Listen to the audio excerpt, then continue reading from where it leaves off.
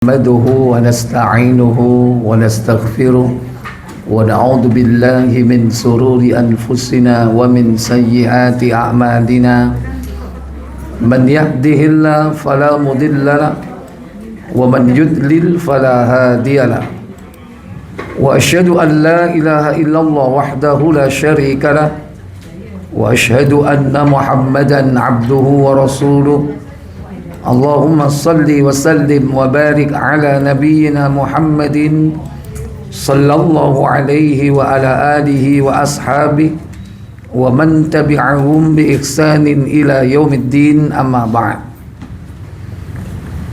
Bersyukur kita kepada Allah, siang yang berbahagia ini berjumpa kembali dalam keadaan sehat walafiat, dan sebagai seorang muslim muslimah yang telah berkumpul nikmat sehat dan iman, semoga keduanya tetap terjaga hingga akhir hayat kita, dan semoga Allah memberikan akhir yang indah kelak dengan husnul khatimah.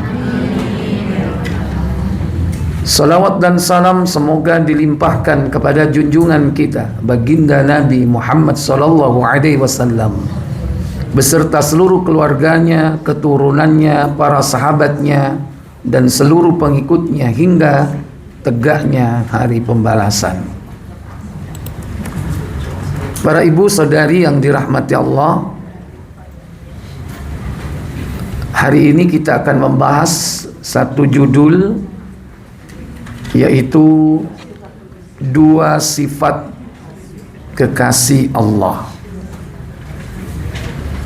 Kekasih Allah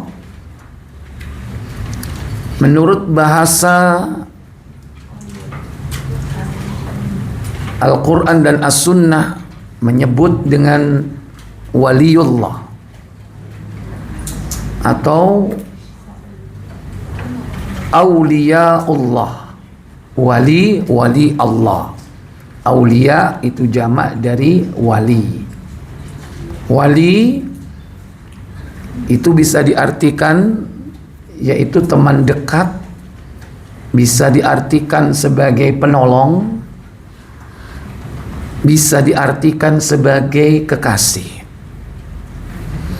Waliullah berarti kekasih Allah.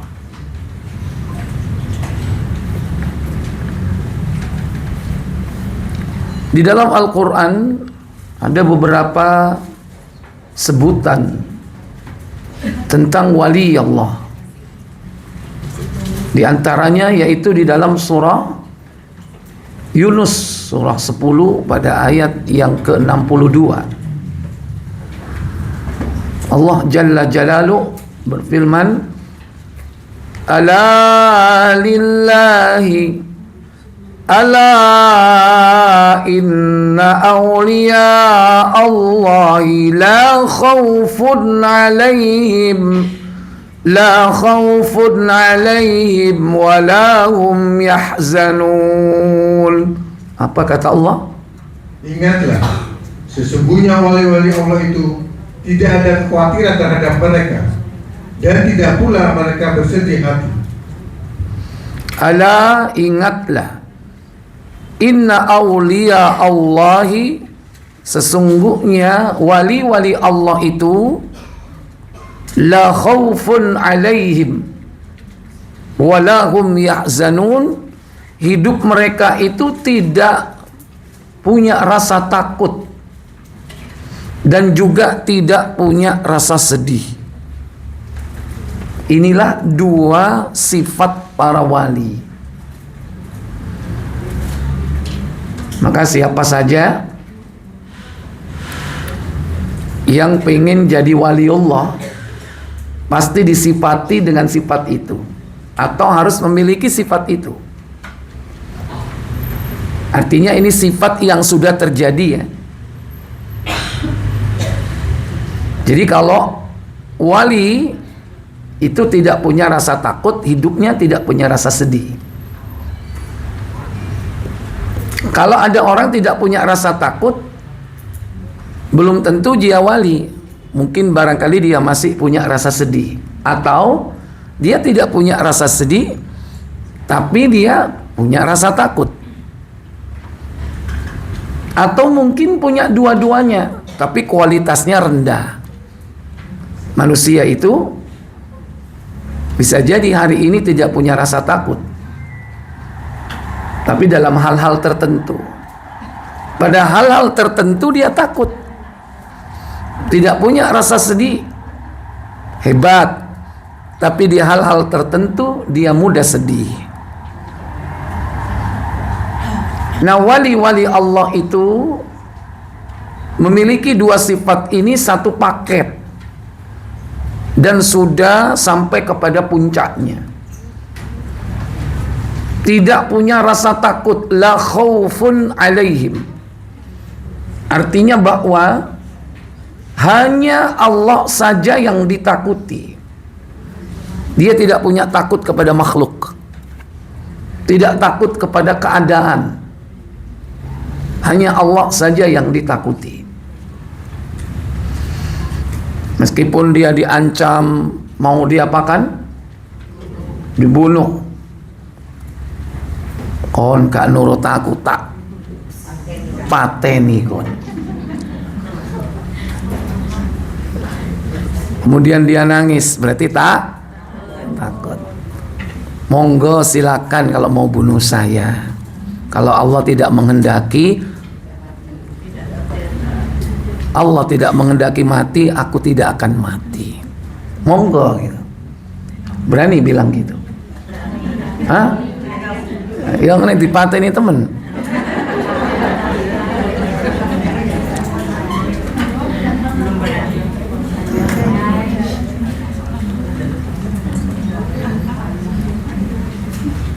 Ma, anterin ke belakang, Ma.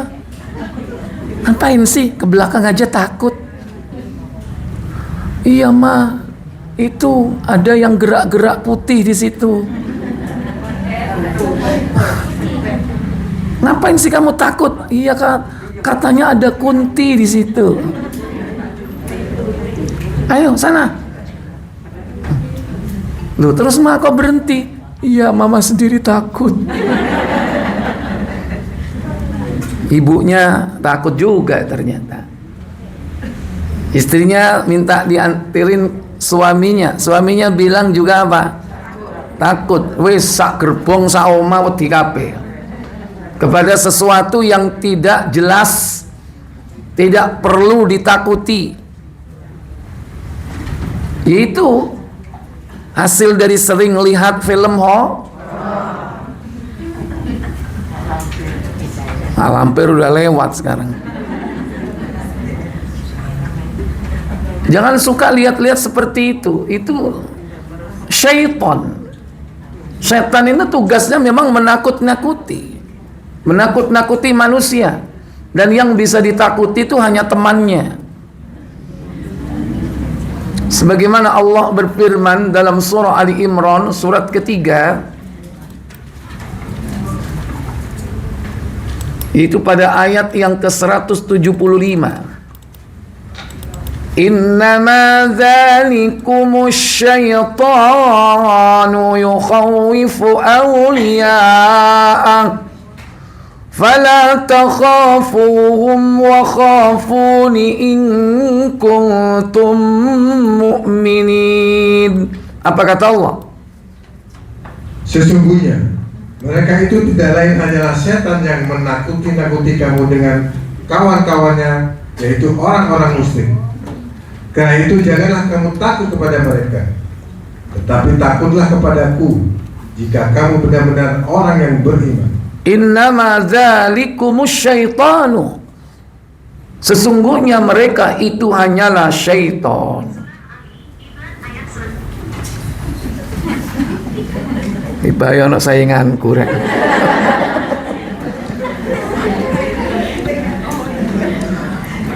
Saingannya Pak Budi sih.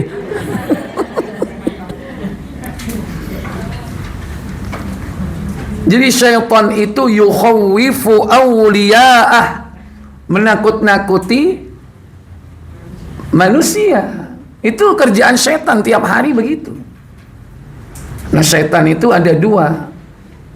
Minal jinnati wan nas, dari kalangan jin dan manusia. Dari kalangan jin itu ya itu yang suka nakut-nakuti, yang katanya ada pocong, ada genderuwo, ada kunti. Suster ngesot. Iki produk lama iki katanya. Itu syaitan. Dari kalangan jin. Dari kalangan manusia juga ada yang suka nakut-nakuti itu. Nakut-nakuti kita ini supaya hidup kita ngikuti dia, atau hidup kita tidak tenang, ditakut-takuti. Sojok mbek iku kon uripmu gak bakal enak pokoknya. Pokoknya aku nggak setuju. Ini ada orang tua ditakut-takuti dengan masa depan anaknya. Ada sesuatu yang mungkin tidak jelas itu. Awas, ojo budal nang masjid, ojo cedek-cedek. Nanti kalau sudah sampai sana jangan lupa cuci dengan hand sanitizer. Banyak orang nggak jadi ke masjid, takut, ditakut-takuti dengan sesuatu yang nggak tampak. Ngopo itu?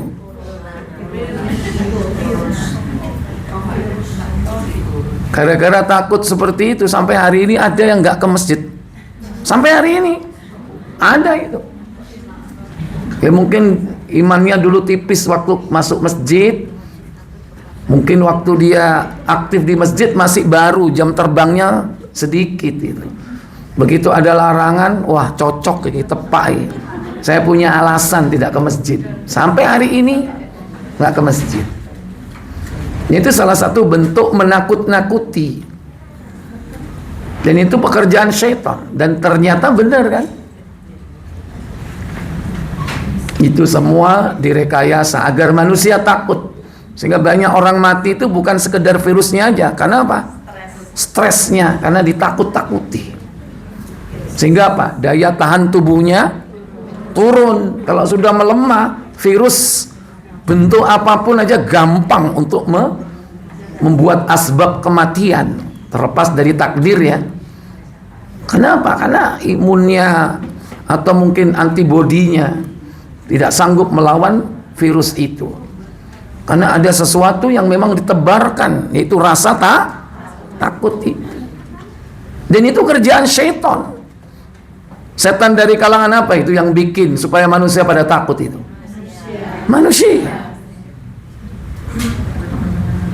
Makanya kasus-kasus kenapa ada anak-anak yang, ya maaf, kasus pedofil itu ya, anak-anak yang apa bahasanya ya. Dan ternyata mereka punya program itu. Anak-anak yang takut, anak kecil itu darahnya itu kan ada zat khusus yang membuat awet muda. Makanya diambil darah anak-anak kecil yang ditakut-takuti itu. Dan itu file Epstein itu kan terbukti ternyata ya. Mereka ngumpulin anak-anak, bagaimana anak-anak itu ditakuti, nanti darah mereka apa? Diambil gitu. Karena anak yang takut itu punya darah tertentu yang membuat orang awet muda. Jadi orang takut itu kadang-kadang diharapkan oleh orang-orang tertentu. Itulah syaitan, membuat rekayasa pandai. Orang-orang yang hanya takut kepada Allah Jalla wa'ala, itulah orang-orang yang akan diberikan oleh Allah ketenangan hidup. Dia nggak takut sama manusia, hanya takutnya kepada Allah. Allah sendiri berharap agar manusia itu jangan sampai takut kepada selainnya. Fala takhafuhum, jangan takut kalian kepada mereka. Syaitan itu. Wa khafuni, takutlah kepadaku. In kuntum mu'minin, jika kalian betul-betul orang beriman. Demikian pula tidak punya rasa sedih. Itu para aulia Allah. Tidak sedih dengan keadaan hidupnya. Tidak sedih walaupun melarat. Tidak sedih masih gak duwe temen nah. Jenengan gak duwe duit sedih apa enggak? Hah? Sedih ya? Oh berarti durung iso dadi wali. Durung iso dadi wali. Paling-paling wali apa? Yes mentok dadi wali murid dan wali santri. Para aulia itu mereka hidupnya tidak sedih, meskipun dengan penuh penderitaan, kemelaratan. Bahkan mungkin karena kesulitan hidup yang menimpa dirinya, dia tidak punya apa-apa.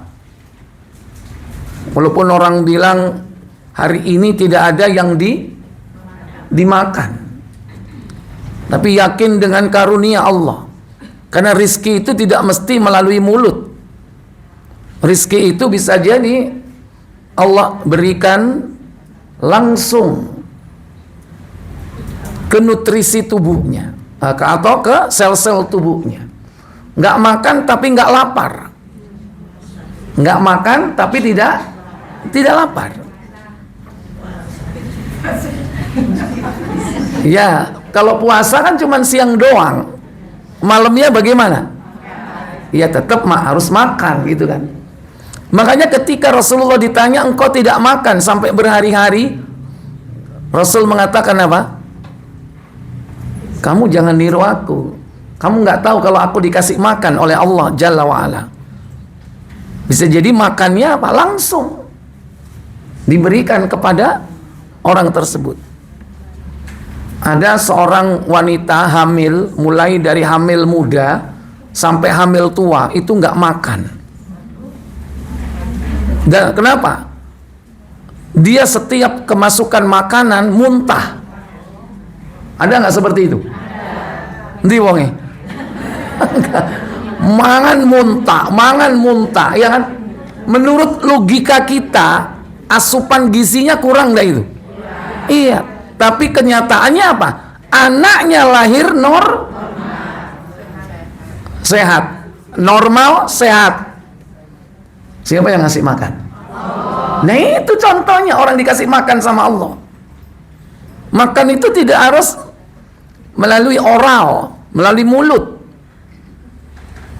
Tapi bisa jadi Allah yang memberi makan dengan cara yang lain. Disehatkan tubuhnya. Walaupun dia tidak kenyang, tapi tidak lapar. Dicukupi oleh Allah Jalla wa'ala.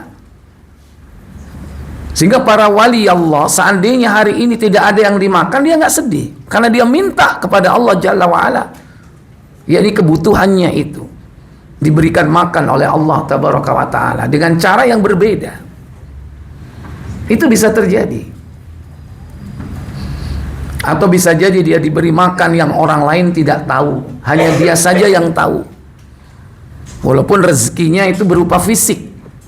Atau dia sekedar minum saja, tapi minumnya bisa mencukupi kebutuhan tubuhnya. Cuman minum. Nah, kalau sudah sampai tingkat itu, para aulia Allah, seandainya nanti ada suatu zaman fitnah di mana manusia itu dihalang-halangi dari makan dan minum, diboikot, atau memang sudah tidak ada lagi makanan dan minuman, orang seperti itu tidak akan sedih. Ikhwatal iman, azani Allah wa iyyakum. Jadi dua sifat ini. Orang ini diberikan oleh Allah karomah, kemuliaan, baik di dunia maupun nanti di akhirat. Di dunia diberikan oleh Allah kemudahan untuk istiqomah. Istiqomah dalam mengerjakan amal soleh, menjaga keimanannya. Orang yang istiqomah itu nanti akan mendapatkan sifat para aulia. Jadi istiqomah itu bisa syarat, bisa karunia. Karena tidak ada satu karomah yang paling utama dari para wali melainkan adalah istiqomah. Dan dengan istiqomah itulah dia diberikan oleh Allah tidak punya rasa takut dan tidak punya rasa sedih. Dalam surah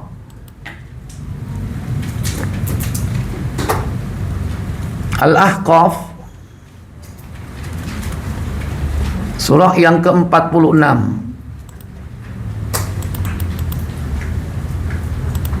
pada ayat yang ke-13, Allah Jalla Jalaluhu berfirman,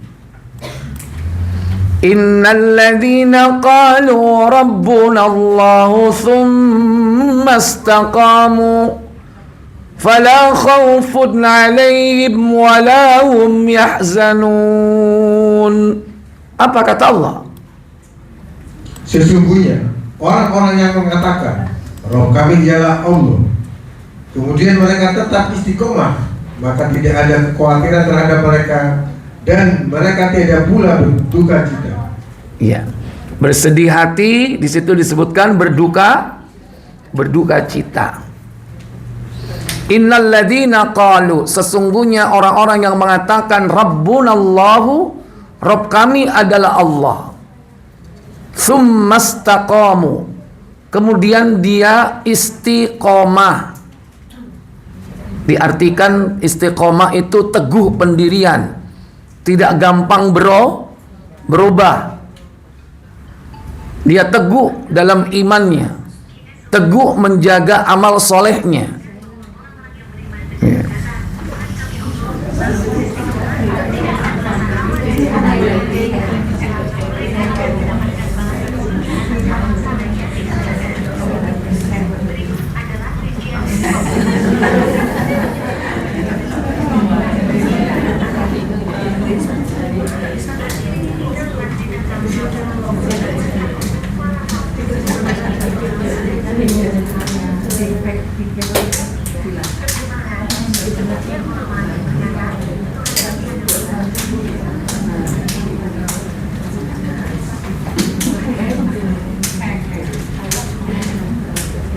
Sudah?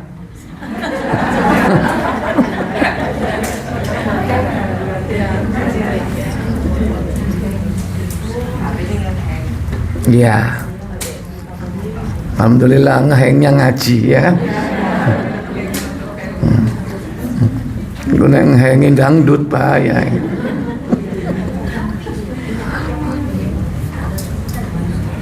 Baik. Orang yang mengatakan Rabbunallah, Rabb kami adalah Allah, summastaqamu, kemudian dia teguhkan pendiriannya, orang ini adalah orang yang ikhlas dalam beramal dan beramal sesuai dengan tuntunan. Begitu dijelaskan dalam tafsir Ibnu Katsir. Al-ikhlasu fil amal. Dia ikhlas, murni di dalam menjalankan ketaatan kepada Allah. Kemudian dia beramal itu sesuai dengan tuntunan, sesuai dengan syariat. Berarti kalau secara sederhana orang ini disebut sebagai ahlut tauhid wa ahlus sunnah, menjauhi syirik dan bid'ah, tidak melakukan kesyirikan dan perbuatan bid'ah. Karena istiqomah itu dalam perkara-perkara yang pokok dalam agama, yaitu dalam menjaga kalimat tauhid dan konsekuensinya. Yang mengatakan Rabbuna Allah tidak sekedar mengucapkan dengan lisan Rabb kami Allah, Rabbku Allah, tidak begitu. Tapi dia mewujudkan konsekuensi dari tauhid itu dan istiqomah di dalamnya.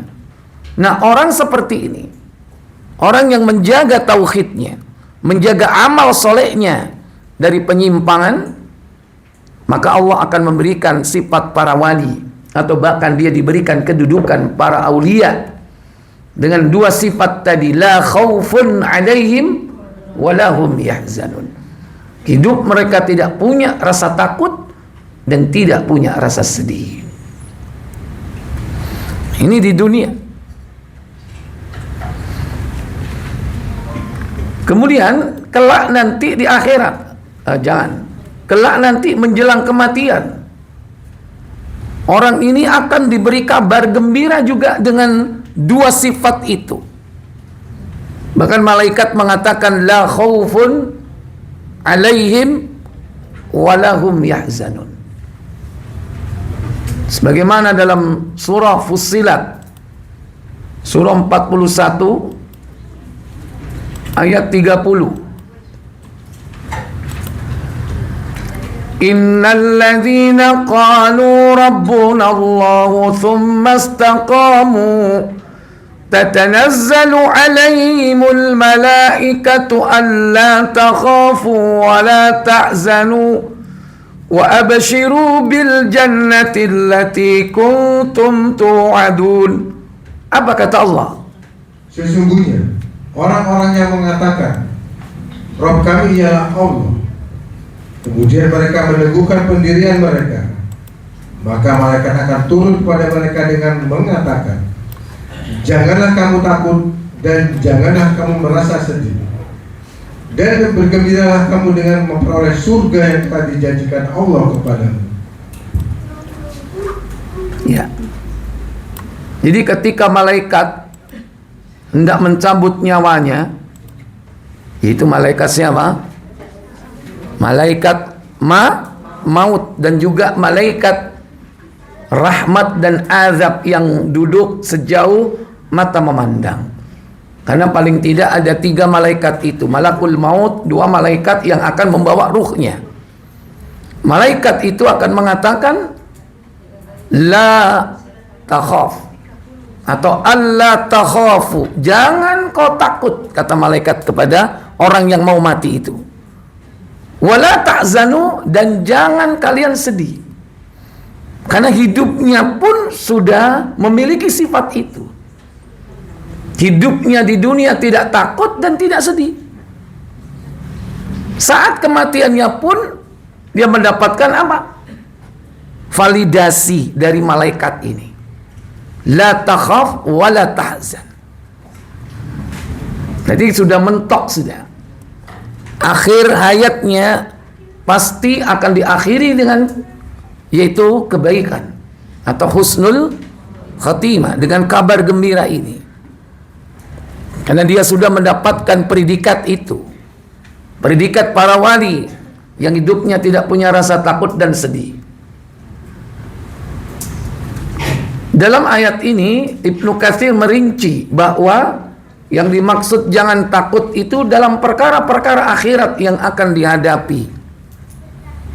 Itu makna alla takhafu, janganlah kau takut, ketika diucapkan oleh malaikat sebagai kabar gembira kepada manusia yang akan mati. Itu maksudnya jangan takut terhadap kehidupan akhirat. Kemudian wala tahzanu, yaitu jangan sedih dalam urusan dunia. Karena dulu di dunia tidak punya rasa sedih. Sampai akhir menjelang kematiannya pun malaikat menyampaikan, jangan kau sedih terhadap dunia yang kau tinggalkan. Yaitu apa yang ditinggalkan berupa anak, keluarga, harta, bahkan utang piutang. Karena malaikat mengatakan, aku akan menggantikan untuk mengurusnya. Begitu diterangkan dalam tafsir Ibnu Katsir. Kalau sudah malaikat berkata seperti itu, dia tidak akan sedih terhadap apa yang ditinggalkan di dunia. Berarti kemungkinan manusia itu bisa sedih. Bisa sedih ketika dia meninggal dunia. Sedih terhadap apa yang ditinggalkan. Sedih aku rek, tak tinggal anakku, sik gurung ngerti agama. Sedih nggak? Sedih. Kok tahu kalau mereka sedih? Pernah nggak ada orang yang mati kemudian menyampaikan kesedihannya? Iku sedih malaikat mayite sedih ku. Delok niku nangis. Metu banyu motone. Ya bukan dari itu. Kalau sudah malaikat tadi mengatakan la takhzanu, jangan kau sedih. Itu berarti kemungkinan orang yang mati itu bakal sedih. Cuman orang itu, orang yang disebutkan ciri-cirinya, orang yang mengatakan Rabb kami adalah Allah, kemudian dia teguhkan pendiriannya, orang ini diberikan oleh Allah, yakni melalui malaikat, kabar agar dia jangan sedih. Wis ojo sedih. Pokok sedih. Ku wong lamongan. Ya, ojo sedih. Masih weteng lu.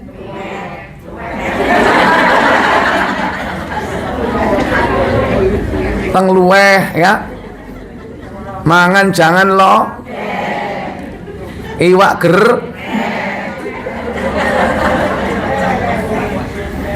Wis aja diterusno.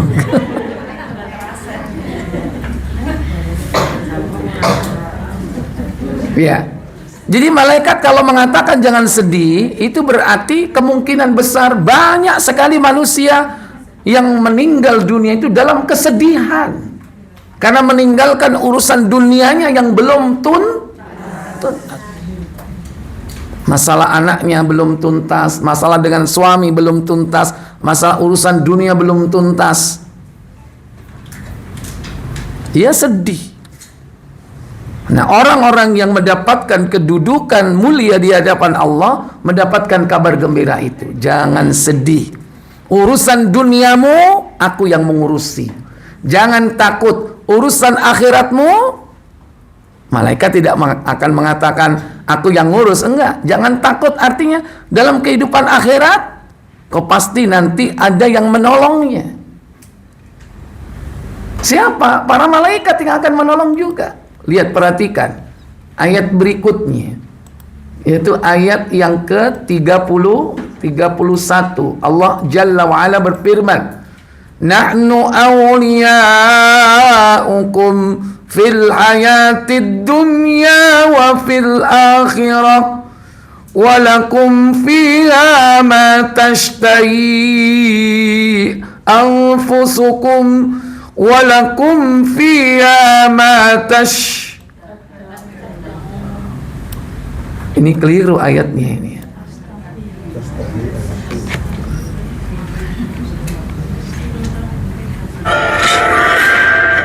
Kaget sekali kan? Gak apa? Ada kakak? Apa mana? Iklan yang metu kabeh.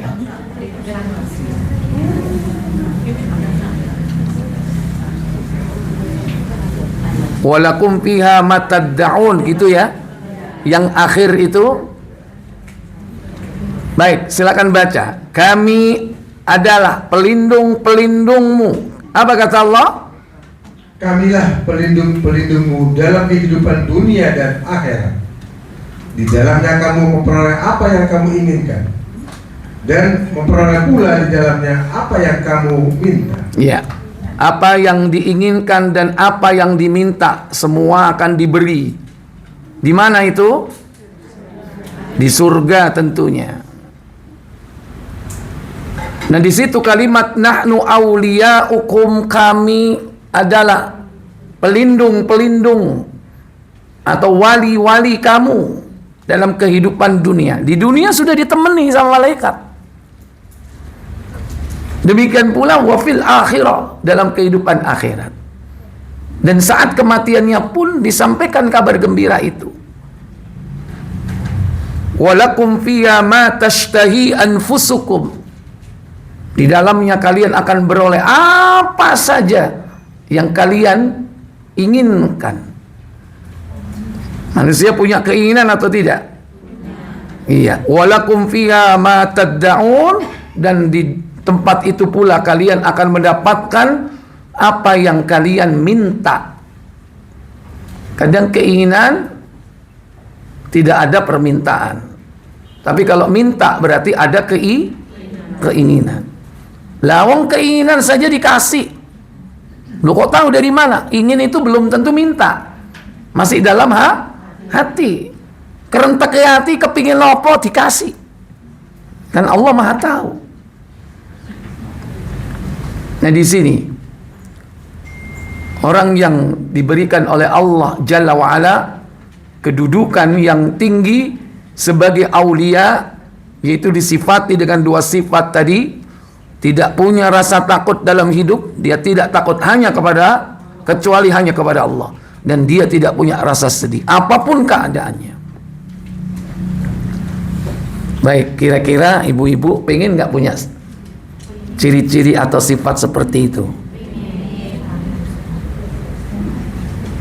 Bu, pengen nggak jadi wali? Hah? Kenabian itu sudah tertutup. Yang masih terbuka itu kewalian. Zaman sekarang bisa nggak jadi wali? Ya asal memenuhi syaratnya. Syaratnya apa? Baik. Kembali ke surat Yunus. Surat Yunus. Iya, surat ke-10.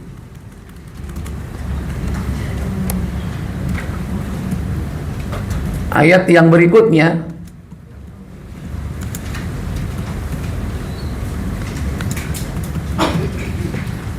ayat 63.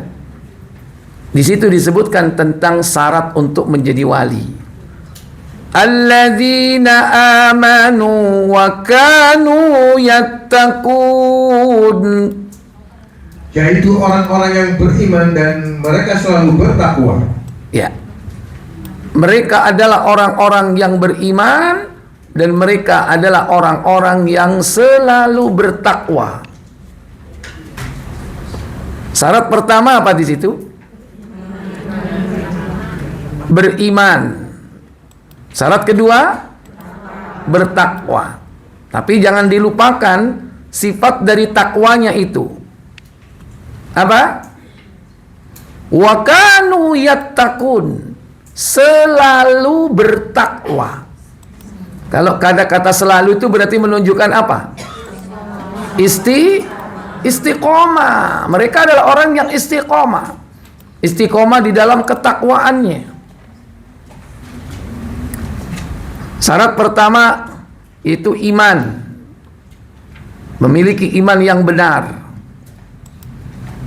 Tidak sekedar percaya. Memiliki iman yang benar, yaitu keimanannya kepada arkanul iman itu benar.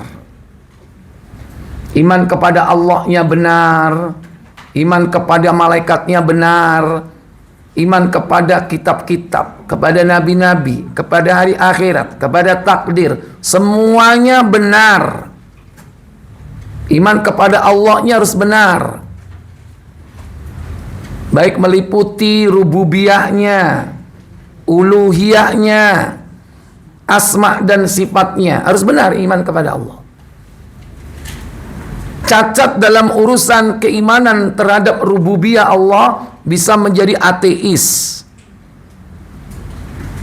Cacat di dalam keimanannya kepada uluhiyah Allah menjadi musyrik. Cacat dalam urusan keimanan kepada asma dan sifat Allah, nama-nama dan sifat Allah, dia bisa menjadi kelompok sesat, menjadi Qadariyah, Jabriyah, menjadi Jahmiyah, menjadi Murji'ah, gara-gara salah dalam memahami sifat-sifat Allah. Dia menolak sifat Allah secara keseluruhan, jadi kelompok Jahmiyah. Dia menolak sebagian dari sifat Allah, dia menjadi kelompok Asy'ariyah, Asy'ari dan Maturidi. Menolak sebagian sifat walaupun menerima nama. Salah dalam memahami sifat. Padahal Allah katakan dalam Al-Quran, istawa 'alal 'arsy, Allah bersemayam di atas arasy, tapi dia memahami bahwa Allah di mana-mana. Berarti amanunya cacat. Tidak sekedar amanu beriman, tapi apa? Imannya benar. Maka pelajari itu, mengenal Allah dengan benar itu. Rububiyahnya, uluhiyahnya, nama-namanya, dan sifat-sifatnya. Demikian pula keimanan kepada malaikat. Jangan sampai ada cacat di situ. Malaikat digambarkan sebagai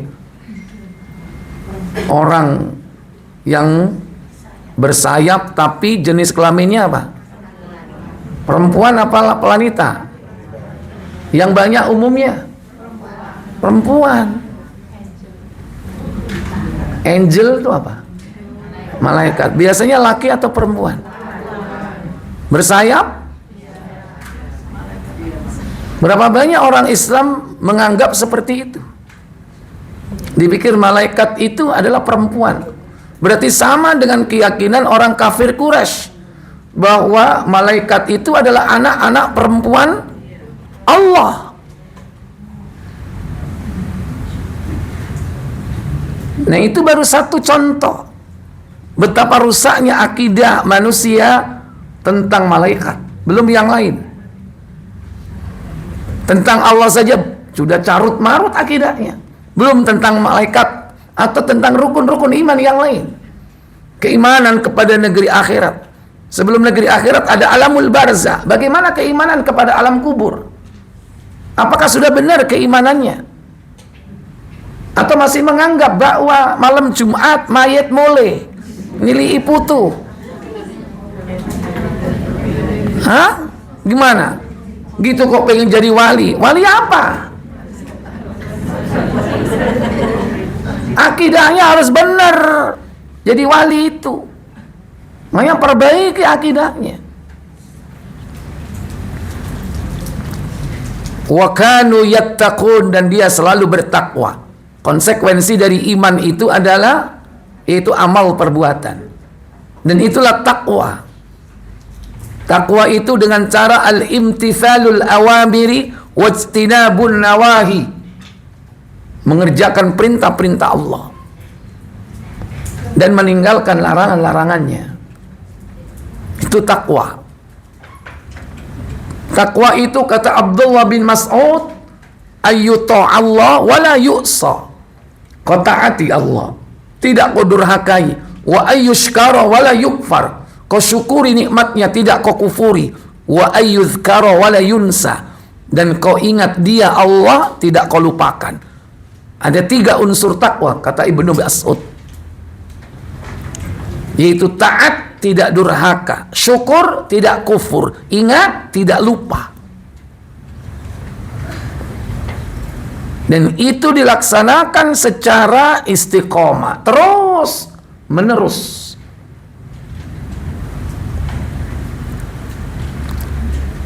Nah, kalau sudah imannya benar, kemudian dia bertakwa kepada Allah, dan ini dijaga terus sampai mati, maka dia masuk kategori yang tadi itu.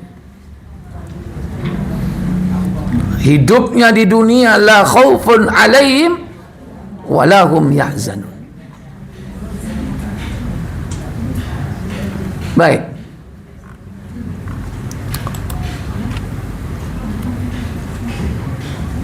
Kemudian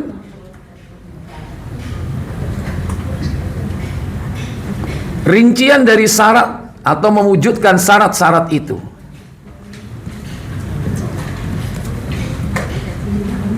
Rincian dari syarat-syarat meraih derajat aulia.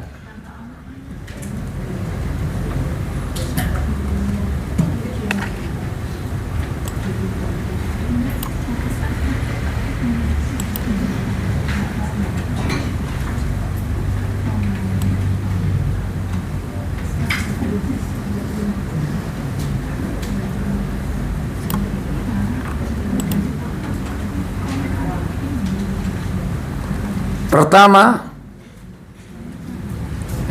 untuk memenuhi syarat-syarat meraih derajat aulia, yaitu dengan mengikuti wahyu.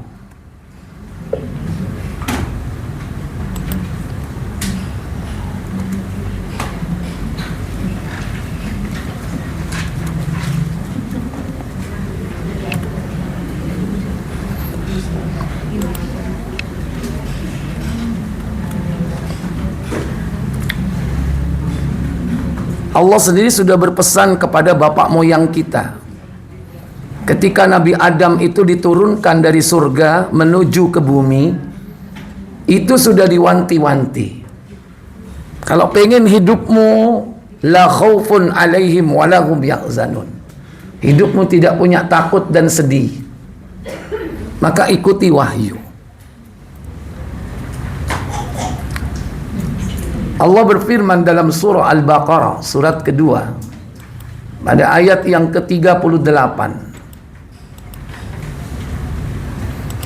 Allah katakan, "Qul nahbitu minha jami'a fa imma ya'tiyannakum minni huda فَمَنْ تَبِعَ هُدَايَ فَلَا خَوْفٌ عَلَيْهِمْ وَلَا هُمْ يَحْزَنُونَ." Kami berfirman, turunlah kamu semuanya dari surga itu. Kemudian jika datang petunjukku kepadamu, maka barang siapa yang mengikuti petunjukku, niscaya tidak ada kekhawatiran atas mereka dan tidak pula mereka bersedih hati. Ada sifat para wali di situ. Apa?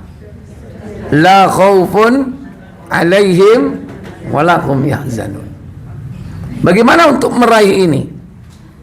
Wasiat Allah kepada Adam, bapak moyang kita, supaya mengikuti, yaitu petunjuk Allah.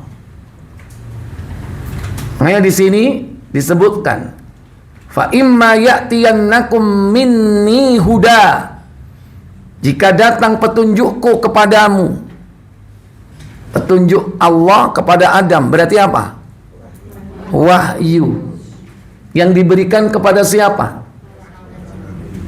Kok para nabi? Iki ceritane me Adam dhewean nih. Sing ana waktu iku me Adam tok ambek Hawa. Kok Adam suruh ngikuti wahyunya para nabi? Gimana? Para nabi itu anak keturunannya. Adam ya wis mati ya. Karena ini kan baru turun ini. Kami berfirman, ihbitu minha jami'a. Turunlah kalian semua dari surga ini. Di sini disebutkan termasuk yang diperintahkan turun termasuk iblis. Iblis menempati lautan, Adam menempati daratan.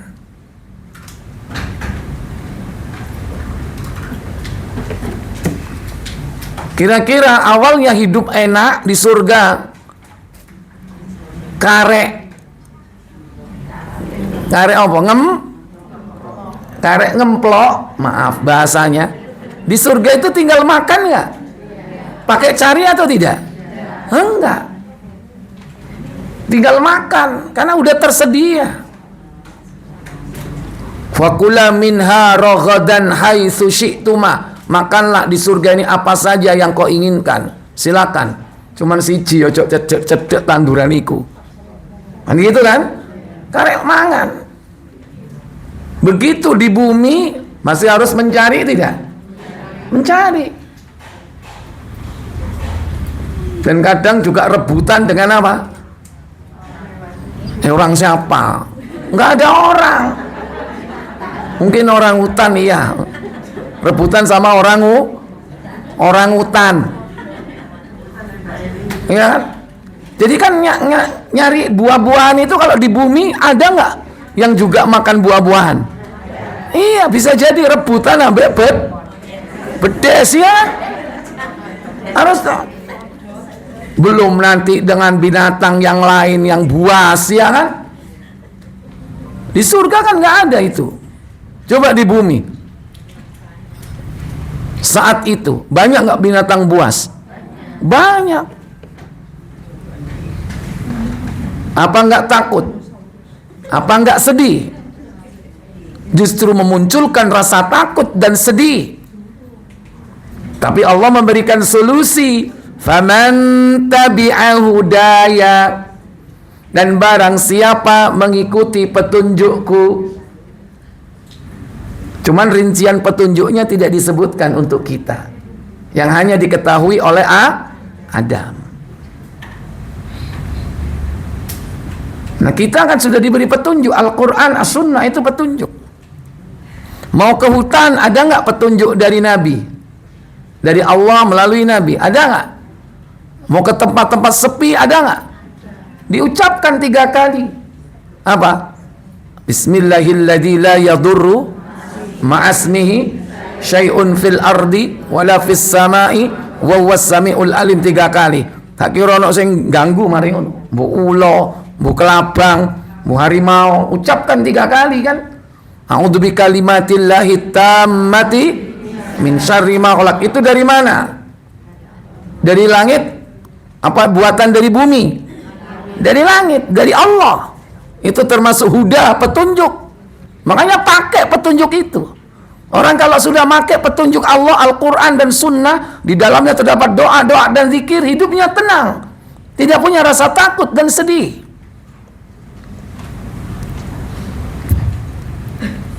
Jadi ini rinciannya. Ikuti wahyu. Kalau Adam dapat wahyu secara khusus karena dia nabi. Kalau kita wahyunya dari siapa? Dari siapa? Dari Nabi. Nabi kita Muhammad sallallahu alaihi wasallam. Dan wahyu itu sampai kepada kita hari ini. Itu Al-Quran dan As-Sunnah. Itu pegang teguh. Kalau pengen jadi wali itu. Ala utitul kitaba wa mithlahu ma'ah. Ingatlah, aku telah diberi oleh Allah Alkitab dan yang sepertinya bersamanya, kata Nabi, yaitu As-Sunnah. Dua-duanya wahyu.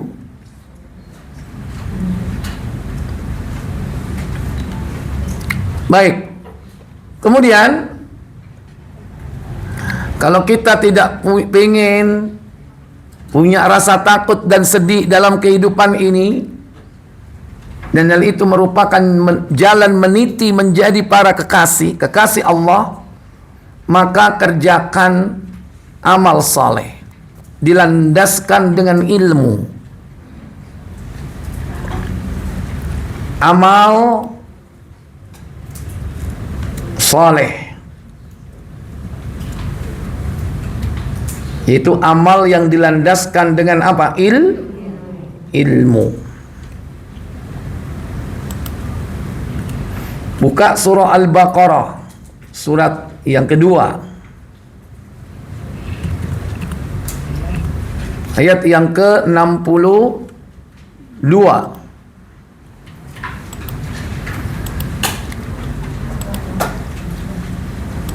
Innal ladzina amanu wal ladzina adu wan nasara was-sabiina man amana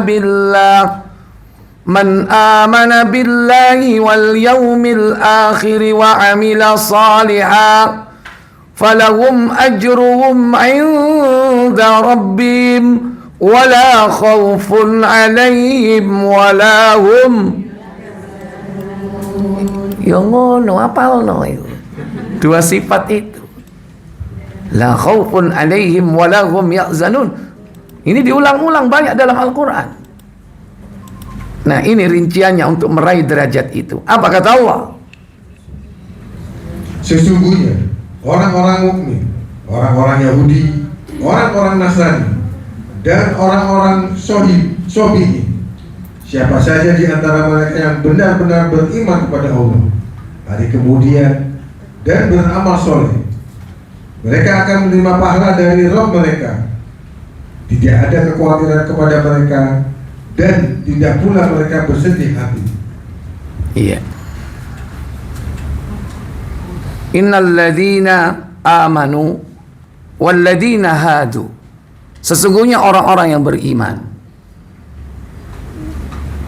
Kemudian disebutkan di situ rinciannya, siapa orang yang beriman. Sekalipun dulu dia kafir. Ladzina hadu, dan orang-orang Yahudi. Wan Nasara, orang Nasrani. Wasabiin, orang-orang sabiin. Man amana billah, kalau mereka beriman kepada Allah, berarti dia masuk Islam. Kalau dia beriman kepada Allah, pasti dia masuk Islam. Setelah masuk Islam, apa yang dilakukan? Yaitu wa amila salihah. Beriman kepada Allah, beriman kepada akhirat, wa amila salihah, kemudian dia mengerjakan amal soleh. Maka Allah memberikan pahala. Bahkan pahala mereka 2 kali lipat. Kalau dulu di masa jahiliyah dia beriman kepada Allah, itu ahlul kitab, kedatangan Nabi dia beriman, maka dia dapat 2 pahala. Pahala yang lama itu tetap bagi mereka, sekalipun dosa-dosa mereka dihapus 0. Nah, belum lagi ditambah, yaitu fala khaufun alaihim walahum yahzanun. Nah, beramal soleh di sini beramal didasarkan atas ilmu. Duduk ngawur, salat sakarepe dhewe, gak gawe tuntunan. Poso karepe dhewe, sing ngerowot, sing mute. Sing poso apa? Weton, itu poso karepe dhewe tanpa ada ilmunya. Demikian pula ibadah-ibadah yang lain, zikir, gawe-gawe dewe, cek kepingin hebat di hadapan manusia, zikir sampai 50.000, ada nggak? Sampai ribuan, padahal nggak ada tuntunan. Supaya kelihatan hebat, dibikin paralel 4.444. Baca apa itu? Saya tahu rungokno kula ana sing jawab. Baca apa itu? Tuh. Ngomong aja ditutupi ayo. Baca apa tadi Bu? Ada yang nyetuk tadi. Baca sholawat. Nah, iku kayak kan jawab akhirnya konangan ya kan?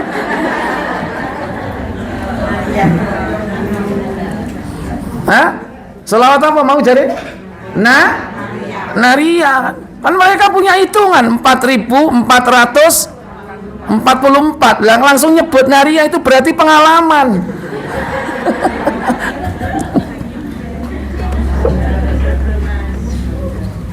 Sing gak tahu huruf tole enggak kan? Bersyukurlah yang tidak pernah tahu, dan bersyukurlah yang dapat hidayah sekarang tekan di ongko sakmono iku.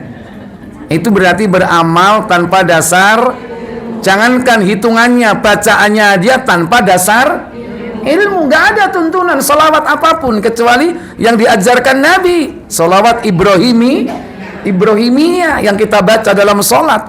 Yang lain-lain ini nggak ada tuntunan.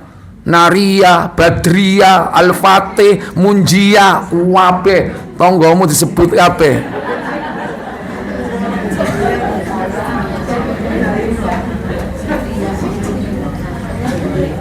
Badriyah itu sholat badar.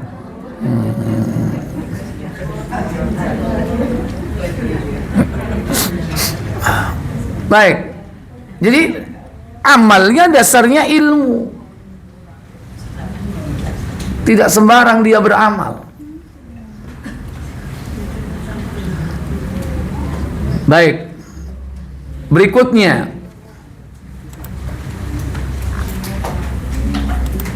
orang-orang yang mendapatkan sifat tidak takut, tidak sedih, mereka adalah orang-orang yang bertawakal kepada Allah, menyerahkan segala urusannya kepada Allah Jalla wa'ala.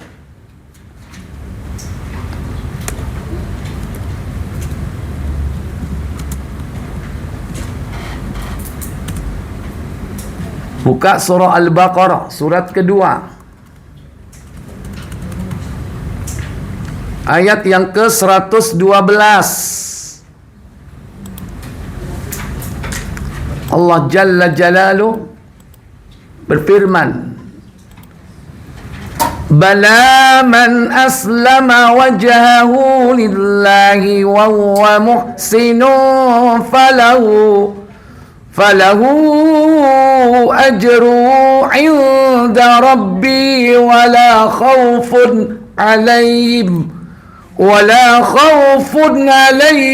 wala walahum yahzanun. Baik, baca. Tidak demikian, bahkan barang siapa yang menyerahkan diri kepada Allah sedang ia berbuat kebajikan, maka baginya pahala pada sisi Rabb-Nya, dan tidak ada kekhawatiran terhadap mereka, dan tidak pula mereka bersedih hati. Bala, tidak demikian, bahkan man aslama wajhahu lillahi, barang siapa yang menyerahkan diri kepada Allah, wa huwa muhsinun, sementara dia berbuat baik, berbuat ihsan, maka Allah janjikan falahu ajruhu inda rabbih, maka bagi mereka pahala di sisi Allah. Wala khaufun alaihim wala hum yahzanun, mereka tidak punya rasa takut dan tidak punya rasa sedih. Jadi orang yang wajahu aslama wajahahu lillah, yaitu menyerahkan diri kepada Allah secara total. Lah kula niki mboten saged ngoten niku. Kula niki gesang pecah, gesang tumut curah, mati urip melok presiden.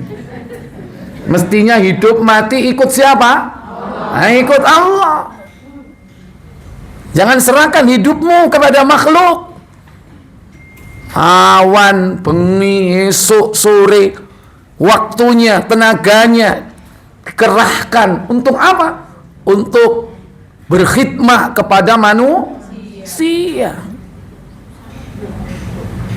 Waktunya dihabiskan hanya untuk kepentingan manusia. Sayang, hanya sekedar agar bisa apa? Hidup. Maksudnya hidup di sini hanya sekedar bisa cari ya, bisa materi, bisa makan. Salah satu dari materi itu adalah makanan. Tapi bisa jadi bukan hanya makanan saja, bisa jadi harta, tahta yang dicari. Harta, tahta, wanita, dan Toyota. Saya kan dikejar iku kan. Loh, bener nggak? Saya kira bukan 3 tas, sekarang 4 ta, 4 ta ya kan? Ya iku mau kok apa iku?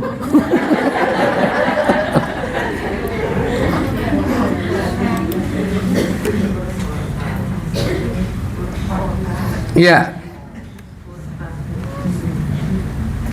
Baik. Berikut orang yang tidak punya rasa takut dan sedih sebagai sifat para aulia, yaitu mereka yang beramal dengan ikhlas. Contoh, dia sedekah dan apa yang disedekahkan itu disembunyikan serapat-rapatnya. Tidak ada orang yang tahu kecuali hanya dia dan Allah.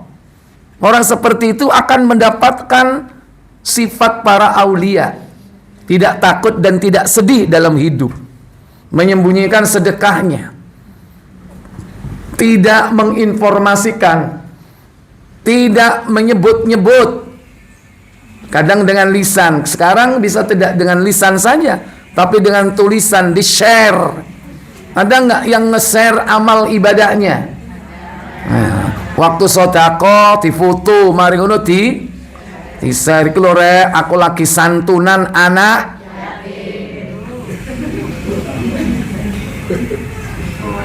Ya itu berarti kalau seperti itu jangan mimpi mendapatkan ketenangan hidup, kebahagiaan hidup. Sifat para wali tidak takut, tidak sedih. Baik. Buka Al-Baqarah surat kedua.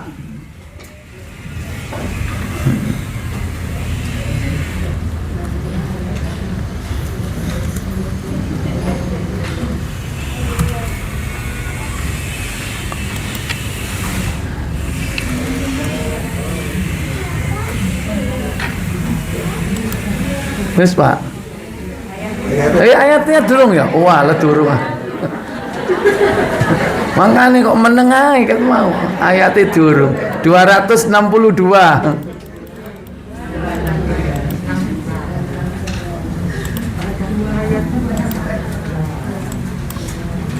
الذين ينفقون أموالهم في سبيل الله ثم لا يتبعون ما أنفقوا منا ولا أذى لهم أجرهم عند ربهم ولا خوف عليهم ولا هم يحزنون. Orang-orang yang menafkahkan hartanya di jalan Allah, kemudian mereka tidak mengiringi apa yang dinafkahkannya itu dengan menyebut-nyebut pemberiannya dan dengan tidak menyakiti perasaan si penerima, mereka memperoleh pahala di sisi roh mereka. Tidak ada kekhawatiran terhadap mereka dan tidak pula mereka bersedih hati. Alladzina yunfiquna amwalahum, dan orang-orang yang menginfakkan hartanya fi sabilillahi, di jalan Allah, bukan jalan setan. Kalau di jalan setan contohnya apa? Oleh duit gajian digawe judi, pasang slot. Saya kan online kan?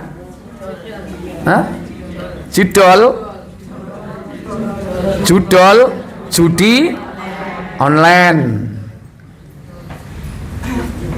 Kelihatannya duitnya kan nggak tampak fisik, tanya daftarnya juga digital, duitnya juga daftarnya yang gaya tombok, uang digital juga nggak? Iya, yaitu dapatnya halal, larinya haram. Itu berarti fi sabilis syaitan. Oleh duit halal, untung teko dodolan abaya, jilbab, digawe tuku tiket, delok. Loh, konser. Iya, ono ta? Konser apa?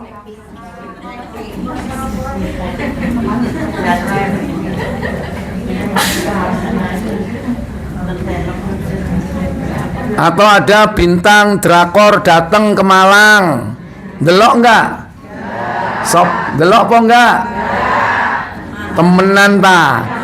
Iki sing teko Lee Min Ho iki.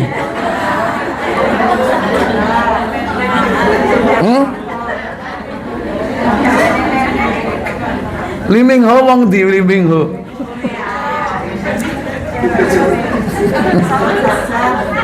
Lah, itu namanya untuk jalan syaitan. Tiga bojo halal nggak? Halal. Tapi kadang-kadang diinfakkan di jalan syaitan. Kayak tuku pulsa, pulsae digawe ngerum. Hejeng saya iki ceritae durung mari lho, iki sik seprapat. Tapi kuotaku wis entek. Sik aku tak tuku, tak njaluk dhuwit bojoku. Iya kan? Dapat duit, beli pulsa, beli kuota, digawe apa? Ngerumpi. Duit gawe pulsa, gawe telepon gendaan. Ono enggak kayak ngono?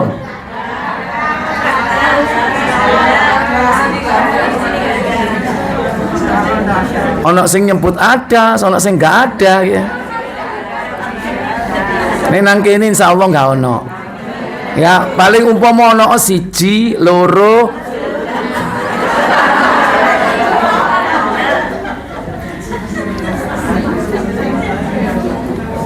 Itu menginfakkan harta di jalan syaitan. Terus ngapain? Teleponan mesra sama yang bukan? Iya. Nah, baru jalan Allah, infak fi sabilillah. Nah, di jalan Allah itu ada beberapa kriteria, ada wajib, ada sunnah, ada mubah. Kalau mubah itu membelanjakan harta untuk kepentingan diri. Tuku odol gawe sikatan, tuku sabun gawe Atus itu untuk kebutuhan sendiri, jangan pelit. Ya kan, eman duwe ya, atus kak sabunan. Eman, jangan begitu. Infakkan hartamu di jalan Allah, walaupun mubah sifatnya. Itu mubah. Kan? Ojo eman-eman, untuk wodol eman ya. Baik. Jadi ada yang sunnah, ada yang sunnah. Yang sunnah Pak, sodako, mau ngasih hadiah temen supaya saling cinta. Karena Nabi memerintahkan, dasarnya perintah Nabi. Ada yang wajib, apa? Yang wajib itu pertama apa? Di jalan Allah. Belum, pertama nafkah. Nomor 1, terutama bagi siapa? Para rijal, laki-laki. Siapa pertama yang harus dinafkahi? Orang tua.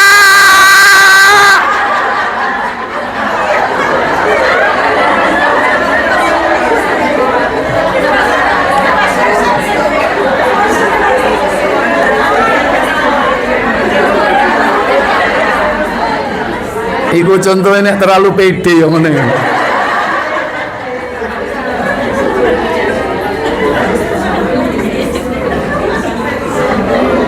Bagi anak laki-laki ya, kalau dia punya orang tua harus dinafkahi dulu. Orang tua itu nomor 1. Sebagaimana firman Allah, boleh buka saya. Al-Baqarah 215, buka.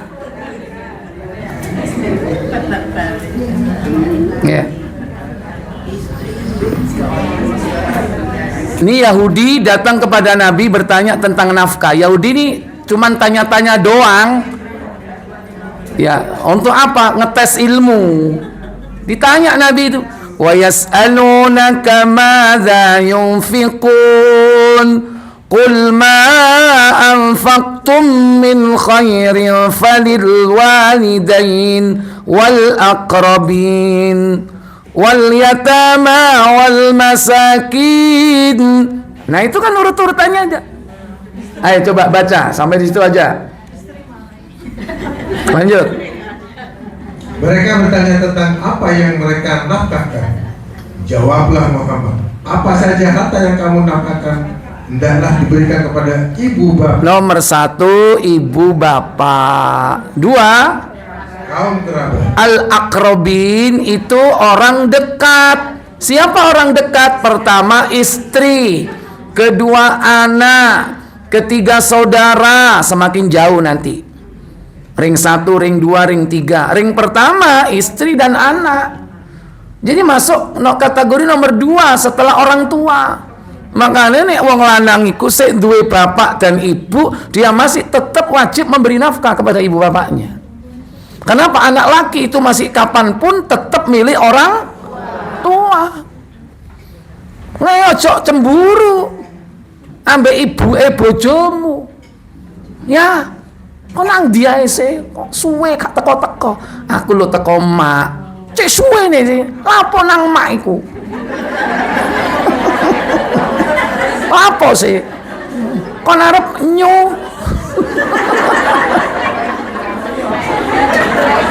Oh, itu hati-hati itu. Ciri-ciri wanita durhaka. Itu ibunya, jangan kau cemburui. Suamimu itu tetap milik orang tuanya sampai kapanpun, ya kan, sampai mati ya tentunya. Begitu. Jadi nafkah pun demikian. Makanya istri soleha itu mengingatkan suaminya, bang, udah ngasih ibu. Oh iya, alhamdulillah, terima kasih sayangku, kau mengingatkan aku. Nafkah untuk ibuku hampir saja lupa. Sebagai bentuk terima kasihku ini tak kasih kamu 10 juta. Lopo nek ngono. Wah, iku ngelingno bendino iku. Cek oleh hadiah, dielingno terus. Baik, biasanya gak tahu ngelingno, bareng ngelingno oleh hadiah. Wah, ngelingno terus. Bantu dia apa yang bisa dia lakukan, meskipun tidak harta, walaupun waktu, keluangan waktu. nang budal kono. Ya sing apik tapi ngomong, "Kelombokmu butuhno awakmu." Aja ngono. Ya. Sing apik. Ayah, tadi ibu telepon katanya kangen sama ayah. Udah berangkat sana. Nggak apa-apa, ayah nginep aja di sana supaya kangennya terobati. Iya kan. Wah, luar biasa. Lah saya ki nggak ada laki-laki mau ngasih duit ibunya, orang tuanya, ketakutan, gemeter jebuk duit ibu. Wedi konangan sapa? Sing wedok, ya kan? Ono nggak koyo ngono? Nang kene ono nggak?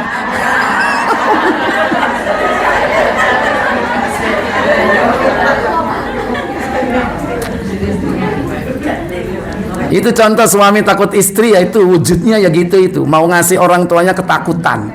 Memang ada apa gitu loh. Itu sudah kewajibannya memberi nafkah kepada orang tua. Nafkah ini nggak harus duit. Apa saja yang mungkin diinginkan, disenangi oleh ibu bak. Karena bisa jadi ibu baknya udah kaya. Tapi apa yang bisa diberikan ke mereka yang menyenangkan hati? Itu termasuk nafkah. Nafkah bukan hanya fisik tapi psikologis. Ya kan? Ibuku senengane kucur, tak tukokno kok.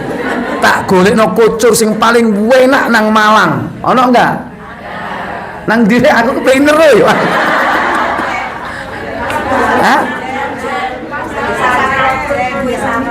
Kui di mana? Sarang.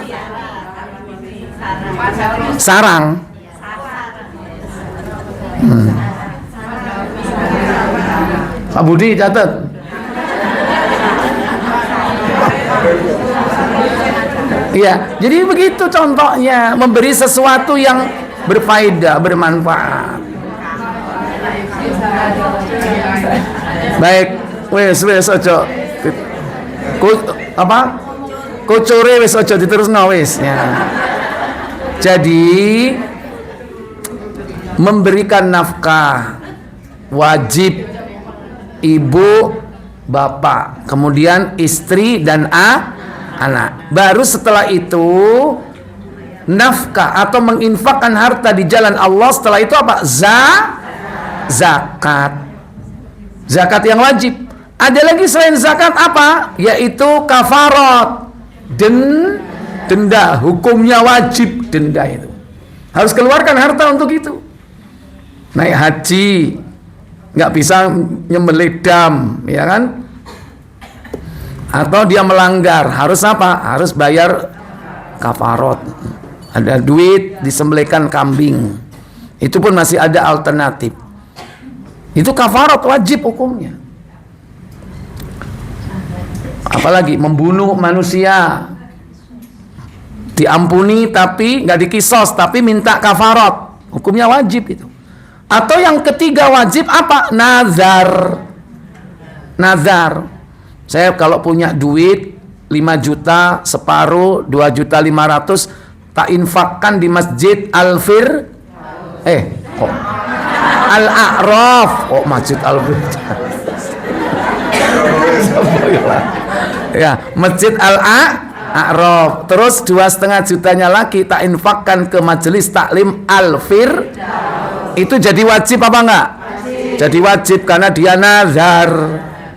Yang wajib itu infak fisabilillah.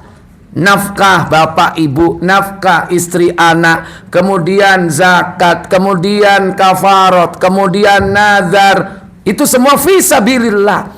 Ada yang sunnah, sedekah, ada hadiah, ada yang mubah untuk kebutuhan diri. Itu fisabilillah.